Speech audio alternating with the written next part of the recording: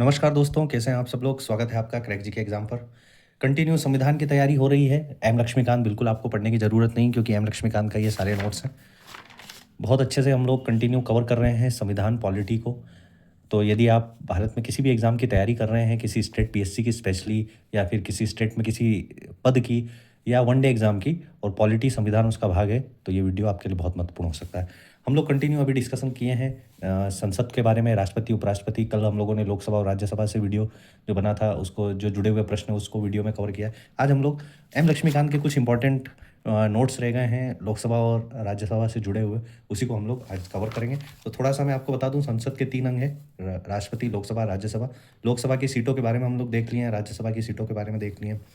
104वें संविधान संशोधन 2019 में 2 एंग्लो इंडियन और SC/ST के आरक्षण को 10 वर्ष बढ़ा दिया गया, सब हम लोग देख चुके हैं। ठीक है। 1954 में ये प्रश्न मैंने कल पूछा था कि लोकसभा और राज्यसभा का नाम रखा गया। इससे पहले लोकसभा को लोक की सभा और राज्यसभा को राज्यों का परिषद कहा जाता था। ठीक है। तो आइए थोड़ा सा हम लोग डिस्कस करते हैं कि किस प्रकार से संसद का बेस पड़ा था, और कहाँ के संसद थे, किस देश का संसद था, और कहाँ से क्या लिया गया है। ठीक है। और फिर उसके बाद हम लोग थोड़ा सा RPA, जो जनप्रतिनिधित्व अधिनियम है, रिप्रेजेंटेशन ऑफ पीपल एक्ट 1951 के बारे में डिस्कस करेंगे। ठीक है। तो जो हमारा जो भारतीय संविधान है, भारतीय कॉन्स्टिट्यूशन है, पार्लियामेंट है, पूरा का पूरा, मतलब लगभग, आप पूरा नहीं कह सकते, लगभग जो है ब्रिटेन संसद के जैसा ही है। अब जैसे ब्रिटेन का जो संसद है, उसमें अपर हाउस जो है, जिस प्रकार से हमारा राज्यसभा है, जिसको हम उच्च सदन कहते हैं, वहाँ पर क्राउन हाउस ऑफ लॉर्ड्स है। ठीक है, जो अपर हाउस है। और जो लोअर हाउस है, उसे हाउस ऑफ कॉमन्स कहा गया है। तो हाउस ऑफ कॉमन्स और अपर हाउस को क्राउन हाउस ऑफ लॉर्ड। तो भारतीय संविधान जो है, वो ब्रिटिश के संविधान से नियर बाय थोड़ा मैच करता है। ओके। अब यूएसए का जो संसद है, जिसको हम लोग कांग्रेस कहते हैं, अभी कांग्रेस भारत का नहीं है, अमेरिकी संसद का नाम है कांग्रेस। ओके। तो जो वहाँ पे है सीनेट, उसको अपर हाउस में वो बैठते हैं। सीनेट जो होता है वो अपर हाउस है, और हाउस ऑफ जो रिप्रेजेंटेशन है, उसे लोअर हाउस कहा गया है। तो वहाँ में जो अमेरिकी राष्ट्रपति है, वो व्यवस्थापिका के भाग में नहीं आता है। ये सबसे इंपॉर्टेंट फैक्ट है कि वहाँ का जो है वो अमेरिकी राष्ट्रपति, वो व्यवस्थापिका का भाग ही नहीं है। ओके। तो अब जो भारतीय संविधान है, वो थेम्स पे आधारित है। प्रश्न डायरेक्ट फंसा है एग्जाम में कि थेम्स जो है, भारतीय संविधान किस पे आधारित है। अब ऑप्शन में आएगा थेम्स, बुडापेस्ट, या जो भी यूरोपियन कंट्रीज़ के कोई देशों का नाम ले लिया जाए, तो ये जो थेम्स है, ब्रिटेन का शहर है, और यहीं पे संविधान का निर्माण हुआ था, थेम्स में ही। तो भारतीय संविधान जो है वो किस पे आधारित है? थेम्स पे आधारित है। स्टेटमेंट है, और ये कई बार प्रश्नों में आता है, वनडे एग्जामों में। ठीक है। अब जो इम्पोर्टेंट है, आपको ये तो ज़रूर पता है कि हर 2 वर्ष में राज्यसभा की 1/3 जो लोग हैं वो रिटायर हो जाते हैं। परंतु देखिए, इंपॉर्टेंट है, राज्यसभा के हर तीसरे वर्ष के शुरुआत में जो राज्यसभा की सीट है, उसको भरा जाता है। 2 वर्ष में वो रिटायरमेंट तो हो जा रहे हैं, परंतु भरा कब जा रहा है? तो हर तीसरे वर्ष के स्टार्टिंग में उस सीट को भर दिया जाता है। ये फैक्ट आपको एम लक्ष्मीकांत में मिलेगा। ये फैक्ट आपको और कहीं आपको नहीं मिलेगा। आपको हर जगह ये जरूर मिलेगा कि 2 वर्ष में 1/3 लोग रिटायर हो जा रहे हैं, परंतु वो भरे कब जा रहे हैं? तो तीसरे वर्ष के स्टार्टिंग में। यदि आपको नहीं पता है तो आप सच बोलिएगा कि ये जो लोग एम लक्ष्मीकांत पढ़े होंगे वही इसको जान रहे होंगे। ठीक है।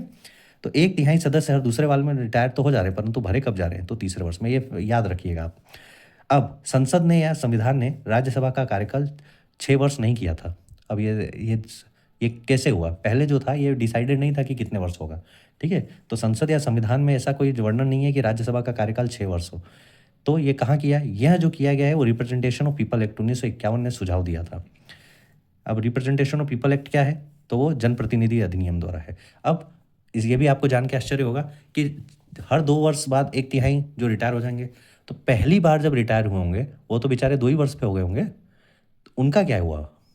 तो अब सुनिए कि फर्स्ट टाइम जब रिटायरमेंट हुई, तो वो लॉटरी के अनुसार हुआ था। जी हाँ, बिल्कुल, आप इस पे हंसी मत करिएगा, ये हंसी मजाक वाली बात नहीं है, मगर फर्स्ट टाइम जब रिटायरमेंट हुआ था, तो लॉटरी के अनुसार हुआ था, 2 वर्ष पे ही। क्योंकि हर 2 वर्ष पे करना था, नियम तो बन चुका था, परंतु होगा कौन? तो वो लॉटरी निकली थी कि 1/3 जो लोग हैं, वो लॉटरी पे आएगा और उन लोगों को रिटायर किया जाएगा। अब RPA, जन प्रतिनिधित्व अधिनियम, जिसको लोक प्रतिनिधित्व अधिनियम भी कहा गया, 1951 में लोकसभा की आयु, जो उम्मीदवार की आयु 25 वर्ष और राज्यसभा की 30 वर्ष की योग्यता भी निर्धारित की गई। ठीक है। 2003 से पहले ये नियम था कि जहां से उम्मीदवार उठ रहा है, जैसा कि मैंने आपको कल के वीडियो में बताया है कि जो जनप्रतिनिधित्व अधिनियम 1951 को संशोधित कर दिया गया 2003 में, उससे पहले यह नियम था कि जहां से उम्मीदवार उठ रहा है वहीं का वोटर होना चाहिए, परंतु 2003 से ये नियम हट गया है। कहाँ से? संसद द्वारा ये नियम हटा दिया गया है। ठीक है। और 2006 में इस नियम को सुप्रीम कोर्ट ने मान्य भी कर दिया है। तो ये पूरे नोट्स हैं, आप इसकी इंपॉर्टेंस को समझिएगा। बहुत इंपॉर्टेंट नोट्स है, बहुत ही मतलब मैंने भी 3-4 साल बहुत मेहनत की है, कई एग्ज़ामों में मैं प्री तक गया, मेंस तक गया, परंतु उसके बाद अब नहीं लगता, नहीं किस्मत साथ थी तो आगे नहीं जा पाए।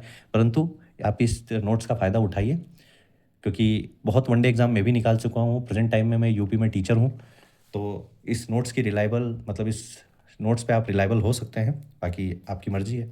यूट्यूब पे बहुत से लोग हैं जो पढ़ा रहे हैं, ठीक है। तो 2006 में इस नियम को सुप्रीम कोर्ट ने मान्य कर दिया गया था। चुनावी मामलों में अयोग्यता के मामले में राष्ट्रपति का निर्णय अंतिम होता है और वहाँ चुनाव आयोग से राय ले सकता है। तो राष्ट्रपति जो निर्णय दे रहा है वो अंतिम है, परंतु वो चुनाव आयोग से राय ले सकता है। वो माने ना माने ये राष्ट्रपति के ऊपर है, ठीक है। अब जो बहुत ही ज़्यादा इंपॉर्टेंट, अब जो और क्वेश्चन है ये सब आप बहुत ही ज़्यादा इंपॉर्टेंट फैक्ट्स हैं। अब कोई एक व्यक्ति है जो राज्यसभा में भी आप सांसद है और लोकसभा में भी सांसद है और दोनों जगह से चुन लिया गया है, तो उसको 10 दिन के अंदर वो बताए कि वो किस सीट पर जाना चाहता है, नहीं तो राज्यसभा की सीट को खाली कर दिया जाएगा। देखिए वही है, राज्यसभा और लोकसभा एक साथ चुन लिया जाए तो 10 दिन के अंदर उसको जस्टिफाई करना पड़ेगा, क्लैरिफिकेशन देना पड़ेगा, अन्यथा राज्यसभा की सीट उसकी वैकेंट हो जाएगी। अब यदि कोई व्यक्ति लोकसभा या राज्यसभा का सांसद है, चुना हुआ है, और जैसे लोकसभा और राज्यसभा में फिर से चुना जाता है, जैसे कई लोग होते हैं जो लोकसभा में सांसद है परंतु राज्यसभा के लिए लड़ते हैं, या राज्यसभा में सांसद हैं और लोकसभा के लिए लड़ते हैं।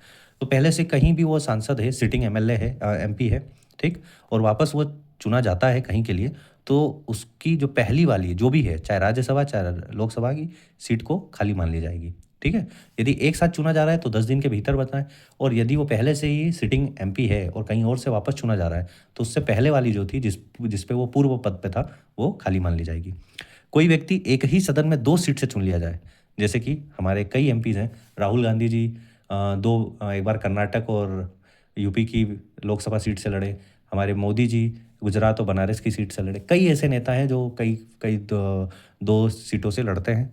तो एक ही सदन में अब लोकसभा में 2 सीट पे चुन लिए जा रहे हैं तो उनको एक विकल्प लेना होता, अन्यथा दोनों खाली हो जाती है, ठीक है। कोई व्यक्ति यदि वह एमएलए है और एमपी चुन लिया जाता है, यदि वो एमएलए है और एमपी चुन लिया जाता है, मतलब एमएलए आपको पता है, एमएलए मतलब मेंबर ऑफ लेजिस्लेटिव असेंबली, मतलब विधायक चुना हुआ है और फिर से वो सांसद चुन लिया जा रहा है, या फिर वो एमपी है और एमएलए चुन लिया जा रहा है, तो वह 14 दिन के अंदर उसको क्लैरिफाई करना पड़ेगा, नहीं तो जो इससे पहले वाला होगा वो खाली मान लिया जाएगा। अब 60 दिन तक लगातार सदन में अनुपस्थित रहने पर सीट को वैकेंट मान लिया जाता है, रद्द मान लिया जाता है, उनको हटा दिया जाता है। ये बात हम लोगों ने कल देख लिया है, कल के वीडियो में एक बार और आप देख लीजिए। ये सब जो इम्पोर्टेंट्स हैं जिस पे क्वेश्चन बन सकते हैं आजकल, क्योंकि अब जो भी है आयोग का पैटर्न बदल चुका है, वो एकदम ऐसे क्वेश्चन पूछता है जहाँ फंसते हैं लोग। अब सीधा सीधा आपको जस्ट एक लाइन दे दी है वो नहीं पूछा जाएगा, अब आपसे पूछा जाएगा जहाँ लोग फंस रहे हैं। तो आप ये सब चीज़ें आप ध्यान रखिएगा, ठीक है। लोकसभा अध्यक्ष के चुनाव के दिन की राष्ट्रपति निर्धारित करता है।